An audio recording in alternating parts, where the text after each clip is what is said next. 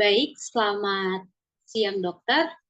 Saya akan menjelaskan PBL2 DK2. Sebelum itu perkenalkan, nama saya Undiana Claura Romoyomi, biasa dipanggil Claura dengan NIM 20207001. Saya mahasiswa kedokteran Fakultas Kedokteran Universitas Papua angkatan 2020. Nah, di sini saya bakal menjelaskan mengenai leukemia limfoblastik akut atau yang kita tahu dengan sebutan ALL. Nah, di sini bakal saya jelaskan pertama mengenai klasifikasi. Nah, definisi klasifikasi dan epidemiologi. Definisi leukemia merupakan penyakit keganasan sel darah yang berasal dari sumsum tulang. Biasanya ditandai oleh proliferasi sel-sel darah putih dengan manifestasi adanya sel-sel abnormal dalam darah tepi seperti sel blast secara berlebihan dan menyebabkan terdesaknya sel darah yang normal yang mengakibatkan fungsinya terganggu. Lalu ada klasifikasinya. Klasifikasinya ada AML atau myeloid. Lalu itu dia biasanya terkena pada anak-anak 80-90% kasus pada anak-anak dan dewasa. Nah, myeloblas ini dikatakan bila myeloblas itu lebih dari 20%. Lalu ada Aure Roth itu ciri khas dari AML, sorry.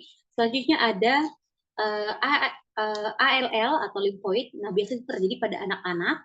Nah, pada anak-anak itu dengan limfoblas yang lebih dari 20%. Lalu ada CML atau myeloid CML itu biasa terjadi pada orang dewasa di mana ada terjadi kromosom dan Philadelphia. Lalu ada CLL, limfoid CLL biasa terjadi pada orang yang usianya lebih dari 55 tahun.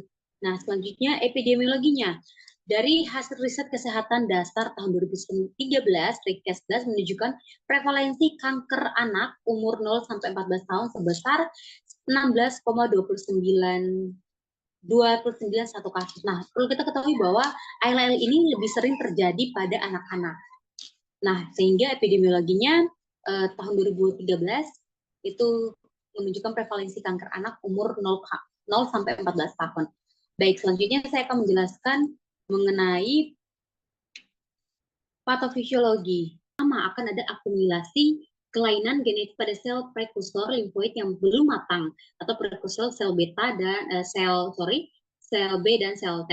Nah, dari sel akumulasi itu akan menyebabkan sel prekursor limfoid neoplastik mengalami pembelahan dan penumpukan di sumsum tulang. Di mana seperti kita ketahui bahwa sumsum tulang adalah pembentukan darah. Nah, akan menyebabkan kelimpahan ledakan penggantian prekursor darah lainnya dari sumsum tulang dan menghambat mereka untuk berkembang atau diferensiasi. Selanjutnya, dia akan menyebabkan setelah terjadi ledakan neoplastik, itu akan mengisi sumsum tulang mereka dan tumpah ke dalam darah. Nah, akhirnya akan menyebabkan perputaran tinggi sel kanker ini.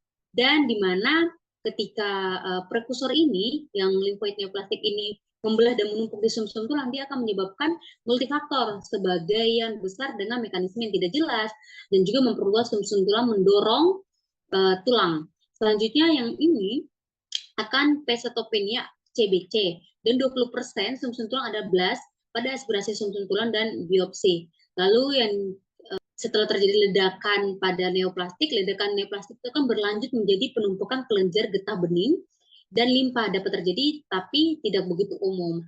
Lanjut pada ledakan terdeteksi pada darah putih sel CBC. Lalu yang terakhir bawah ini akan tingkat sel yang tinggi dan lisis. Nah, ini dia akan menyebabkan pelepasan isi intraseluler seperti asam urat, kalium, LDH ke dalam plasma. Dan itu akan menyebabkan hipertensi, hiperkalemia, tingginya LDH, lalu menyebabkan sindrom lisis tumor.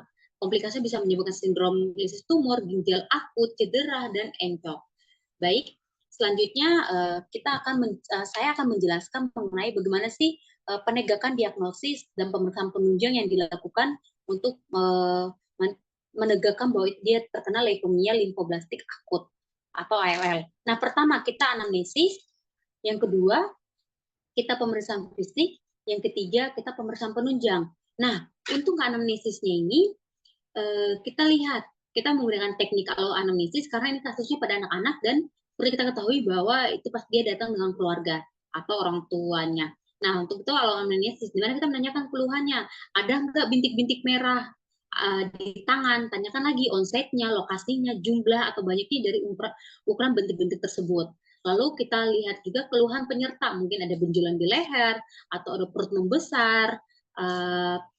Lalu kita lakukan pemeriksaan fisik. Nah, di pemeriksaan fisik ini kita lakukan yang namanya kita lihat kesadarannya. Kita lihat ada kompos mentis dan pucat, atau dia ada takikardi, ada takipneu, atau dia ada demam atau suhunya tinggi gitu ya.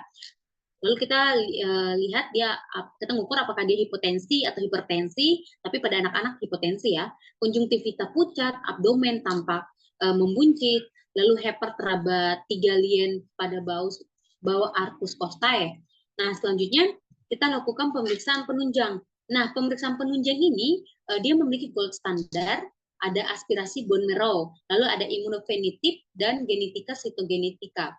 Nah, itu untuk pada aspirasi bone marrow itu kita bakal aspirasi mengambil cairan di dalam bone marrow-nya, di dalam sumsum tulangnya, seperti itu. Nah, setelah itu apa aja sih diagnosis dan komplikasi yang terjadi pada ALL ini? Yang pertama, diagnosis bandingnya itu ada infeksi virus. Nah, infeksi virus itu seperti apa sih? Nah, infeksi virus itu contohnya seperti ada infeksi mononukleosis, lalu infeksi sitomegalovirus, lalu leishmania. Lalu untuk penyakit keganasan sumsum tulang, nah seperti neoblastoma, lalu ada rhabdomyosarcoma. Lalu untuk penyakit penyakit hematologik. Nah, penyakit hematologik itu bisa seperti idiopatik trombosit, penia, atau purpura, atau ITP, lalu ada anemia aplastik.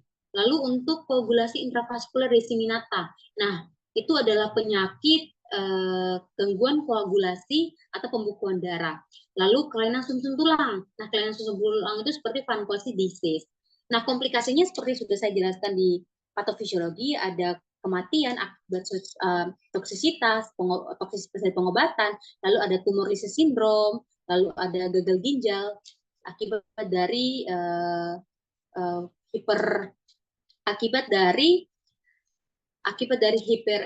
hiperurinia, hiperklemia, dan LDH.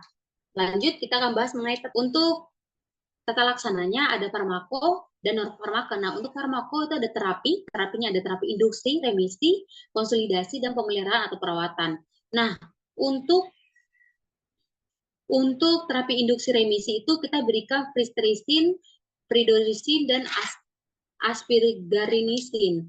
Nah, itu adalah pengobatan dari induksi remisi. Nah, untuk pencegahan CNS atau SSP itu bisa dilakukan radiasi kepala dan juga metorektrasin intrasteral. Lalu ada pemeriksaan terapi atau peliharaan atau perawatan. Nah, di situ bisa diberikan selama 2 tahun seperti penitrisin, petitsolon reduksi setiap 3 bulannya. Selanjutnya ada tata laksana non farmako. Nah, non farmako ini kita bisa pemberian nutrisi yang adekuat dan seimbang. Itu seperti apa? Seperti pemberian nutrisi yang memenuhi kebutuhan tubuh pada anak. Zat gizi seperti karbohidrat, protein lemak, vitamin, mineral, dan jumlah yang tepat dan seimbang. Ingat, karena yang berlebihan itu tidak baik. Baik, selanjutnya saya akan menjelaskan mengenai non farmakonya juga, yaitu istirahat yang cukup. Nah, istirahat yang cukup itu sangat penting bagi tubuh seorang anak. Selanjutnya adalah menghindari infeksi seperti sistem kekebalan tubuh yang tidak berfungsi dengan baik sehingga meningkatkan risiko terjadinya infeksi. Selanjutnya ada menghindari paparan radiasi dan bahan kimia yang berbahaya. Misalnya seperti bermain HP, dia bermain HP terus menerus, akhirnya terpapar radiasi dan radiasi yang dapat berdampak pada kesehatannya. Selanjutnya untuk prognosis dari ALL pada PBL2 ini adalah dubia, di mana dia at hitamnya dubia, at fungsionalnya dubia, at sanitionomam dubia. Baik, itu saja yang bisa saya jelaskan mengenai ALL. Terima kasih dan selamat siang.